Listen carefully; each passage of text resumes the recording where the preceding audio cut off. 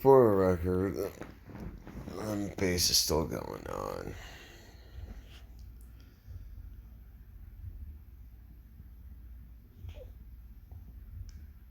Can an apartment tenant record me and tenant in the same building from inside their apartment? I don't see an invasion of privacy and recording from inside his apartment looking outward unless the lease forbids the conduct.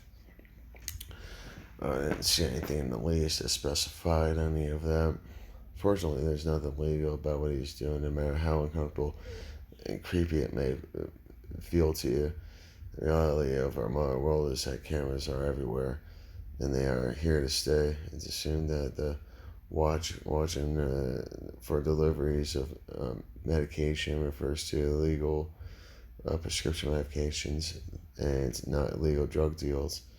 If this is truly his concern, he has had medication stolen and perhaps so I've been a victim of crime, which fortunately the tenant has a right to film the common areas from within his apartment as long as it is for a legitimate reason and not a nuisance.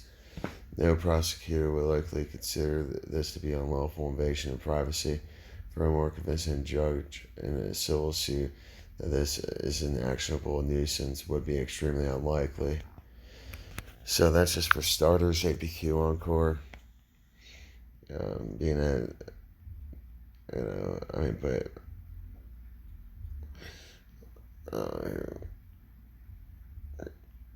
yeah.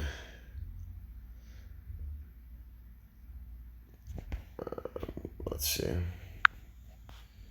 Is it legal to record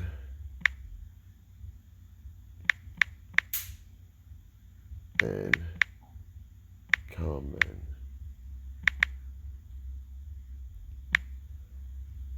area of, I'm sorry. Oh, I might call my phone all jacked up. It's really if they record the common areas in your share. Sheriff audio. No lawful left security camera with video. Essentially, that's what I did. You correctly zeroed in the possibility of audio recording with video because audio is likely a violation. Video without consent is allowed in areas that are considered public. Common areas of a shared apartment probably would be considered public. Audio recording is generally not allowed without consent of the parties being recorded. There are exceptions, including that the parties do not have an expectation of privacy. Excuse me. Whether that applies to your situation, it's hard to say. And well, it definitely does apply to my situation. So, let's see. Apartment complex is a large house owned by individual or legal entity. Apartment complexes are considered private property for legal reasons.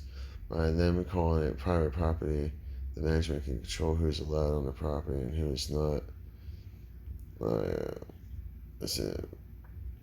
Legality and reasons of landlords put security, with main protections in common areas of apartment. This is for Illinois.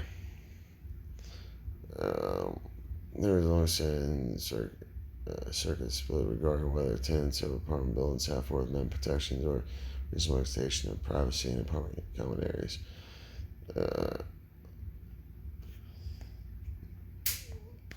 So I'm not going through all that.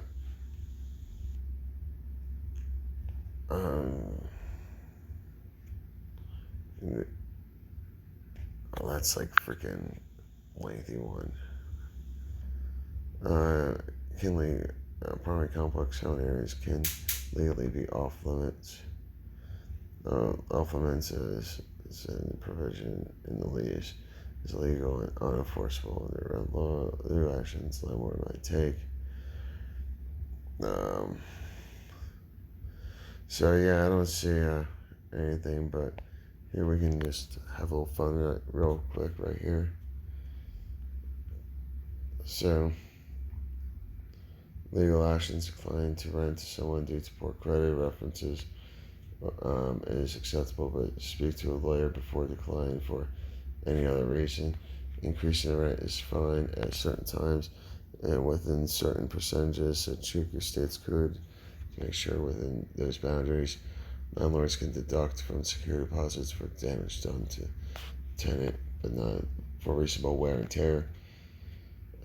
Illegal actions: landlords cannot lock tenants out of their dwellings without first getting a court order for eviction, even if they haven't paid rent in months.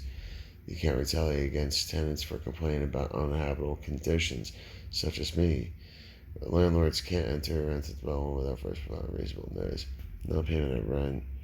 No, it's a problem. Tenants sometimes cause problems on rental properties, such as disturbing or harassing our tenants, conducting illegal activities out of their apartment, or breaking other clauses of the lease.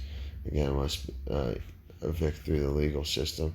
You can't take unauthorized action on your own. Tenant complaints: a landlord might try to retaliate against tenants who have made complaints about the rental property. The tenant might have made these complaints to the landlord, or might have filed a formal complaint with the municipality or state. In either case, you can't react by hiking the rent or filing an eviction action. You can't harass a tenant or make the living conditions so uncomfortable that a tenant leaves the property, such as by refusing to make necessary repairs. You want to charge more rent, don't worry about that. You don't want to rent to certain tenants. Increase in property. Refusing to make repairs, the landlord is required to keep the rental property in inhabitable condition, so it's illegal to refuse to make repairs that can affect tenants' health or safety. A landlord might also make the repairs, but illegally hire unlicensed contractors to do the work, such as electrical or plumbing, that the town requires licensed professionals to perform. A landlord might be aware of health or safety issues at the property and try to cover it up instead of fixing it. For example, there could be known lead paint hazard. The landlord could try to avoid costly lead paint remediation by installing decorative molding over the hazard. Excuse me, this is breaking the law. Entering the property, don't worry about that. Increasing rent. Not getting required inspections. Some landlords rent apartments without getting required inspections done first. Well, I think that's a pretty important. Making legal deductions from security deposit. I think that pretty much sums it up. So, yeah, choke on that, slap nuts.